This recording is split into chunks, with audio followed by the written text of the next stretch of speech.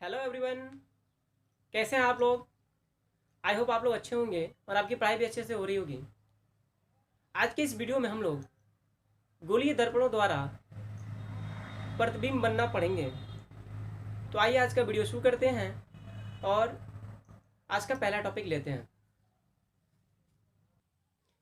हम इसमें जो पहला टॉपिक लेंगे वो ये लेंगे, अवतल दर्पण द्वारा प्रतिबिंब का बनना, formation of image by concave mirror.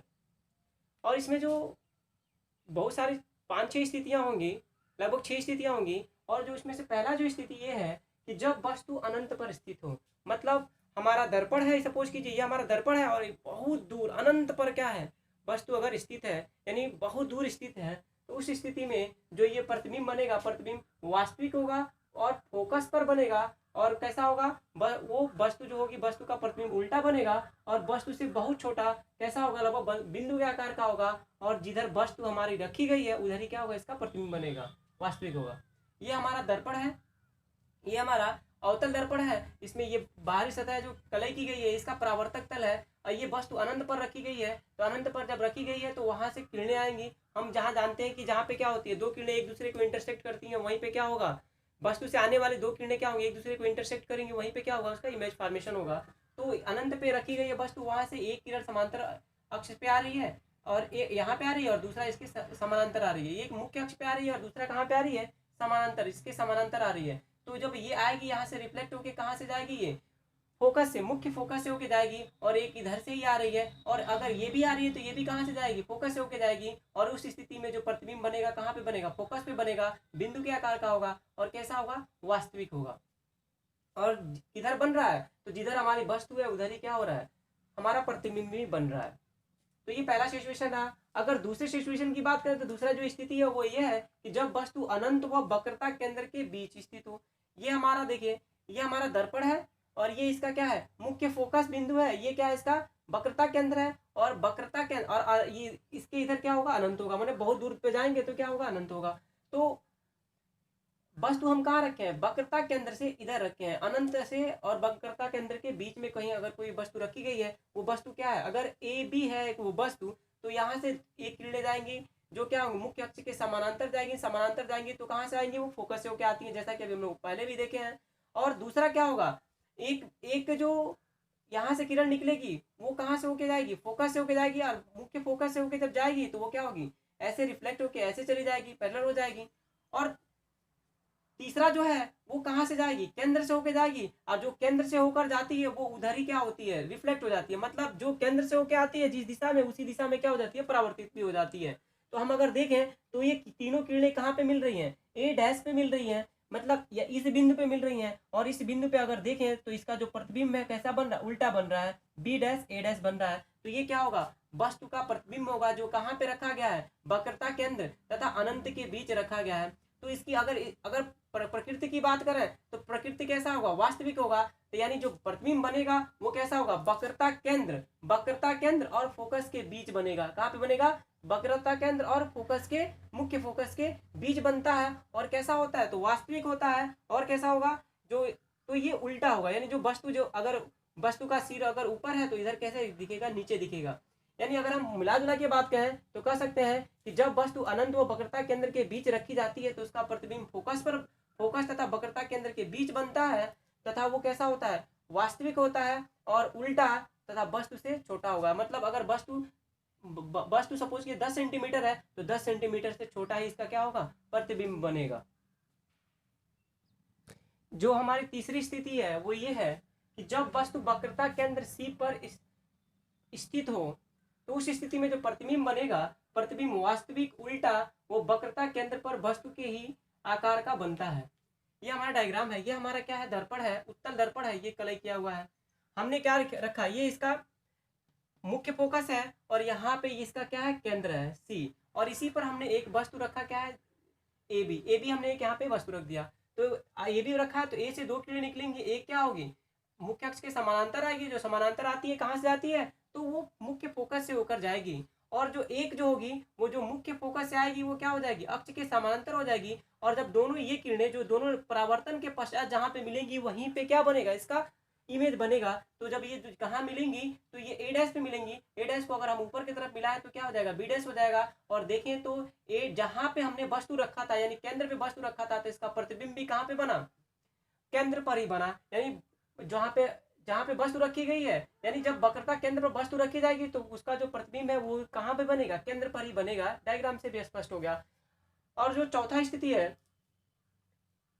ये है कि जब वस्तु वक्रता केंद्र सी तथा मुख्य फोकस के बीच स्थित हो। मतलब ये हमारा क्या मुख्य फोकस है और ये हमारा वक्रता केंद्र, और वक्रता केंद्र के बीच बीच में कोई बिंदु है बी, वहीं पे हमने क्या वस्तु रखा हुआ है, और वस्तु क्या है हमारा ए बी वस्तु है। तो फिर यहाँ से भी ए से दो किरणें निकलेंगी, ये क्या होंगी, मुख्य अक्ष के समानांतर आएगी। समानांतर आएंगी तो वो कहाँ से जाएंगी, मुख्य फोकस होके जाएंगी। और जो दूसरी होगी वो कहाँ से, मुख्य फोकस से आएगी, तो मुख्य फोकस के परावर्तन के पश्चात जहाँ पे मिलेंगी वहीं पे क्या होगा, उसका इमेज बनेगा। तो ये जो मुख्य अक्ष और मुख्य फोकस से आने वाली किरणें परावर्तन के पश्चात कहाँ पे टकरा रही हैं, ए डैश पे टकरा रही हैं। और अगर इसको ऊपर की तरफ मिला दे तो यही क्या होगा, बी डैश ए डैश क्या होगा, इसका प्रतिबिंब होगा। तो हम इस स्थिति में कह सकते हैं कि जब वस्तु वक्रता केंद्र सी तथा एफ के बीच हो तो प्रतिबिंब कहाँ पे बनेगा, अनंत और वक्रता केंद्र, यानी वक्रता केंद्र के बाद बन रहा है, अनंत और वक्रता केंद्र के बीच बनेगा। और वस्तु से कैसा होगा, वस्तु जैसे मान लीजिए 10 सेंटीमीटर का है तो ये मोर देन 10 सेंटीमीटर होगा, यानी 10 सेंटीमीटर से बड़ा होगा,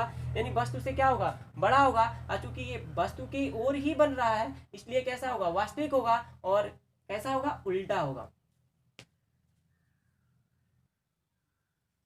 जो हमारा अगला सिचुएशन है वो ये है कि जब वस्तु या पर मुख्य फोकस पर रखी हो, तो मुख्य फोकस पर रखी हो तो उस स्थिति में जो प्रतिबिंब होगा, प्रतिबिंब कैसा होगा, वास्तविक होगा, उल्टा होगा, तथा वस्तु से बहुत बड़ा और कहाँ बनेगा, अनंत पर बनेगा।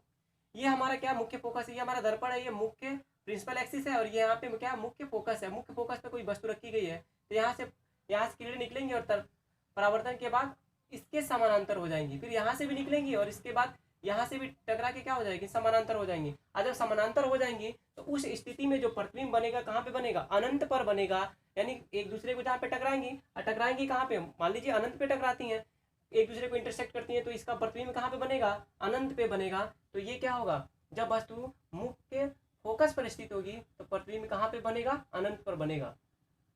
जो हमारा अंतिम वाला है वो ये है कि जब वस्तु फोकस तथा ध्रुव के बीच स्थित हो। मतलब सपोज कीजिए ये फोकस है, इसका हम डायग्राम नहीं बनाया है, ये फोकस है और ये इसका क्या है, ध्रुव है। तो जब यहाँ पे स्थित होगी तो उस स्थिति में जो वस्तु का प्रतिबिंब बनेगा वो कैसा होगा, दर्पण के पीछे बनेगा, मतलब आभासी बनेगा, वस्तु से बहुत बड़ा, आभासी एवं कैसा बनेगा, सीधा बनता है।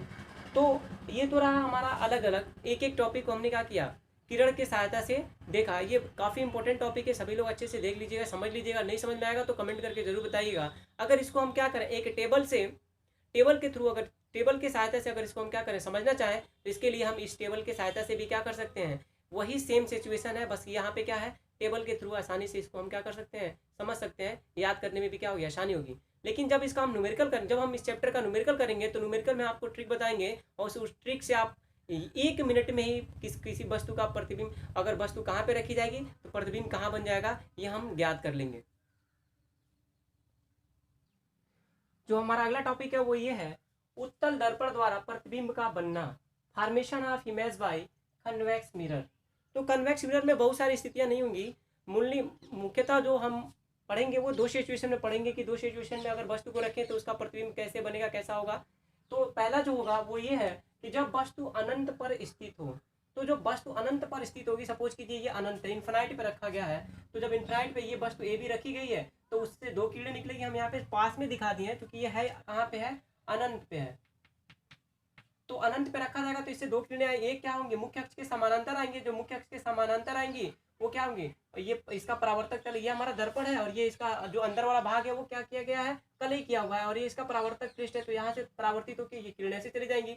अगर इसको हम, ये जो किरणें परावर्तित होकर जा रही हैं, अगर इसको हम आगे की तरफ मिलाएं तो मिलाते हुए आएंगे तो कहाँ पे मिलेंगी, ये मुख्य फोकस में मिलती हुई प्रतीत होती हैं। और बिंदु ए से ही जो दूसरी किरण आ रही है वो यहाँ से परावर्तन के पश्चात ऐसे निकल जा रही हैं।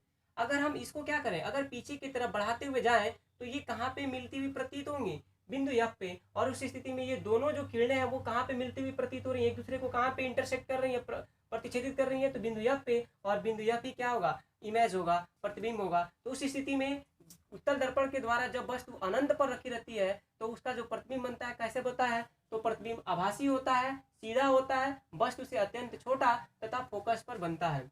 तो ये तो रहा हमारा पहला। अब जो दूसरा वो ये है कि जब वस्तु अनंत तथा दर्पण के ध्रुवपोल के बीच स्थित हो।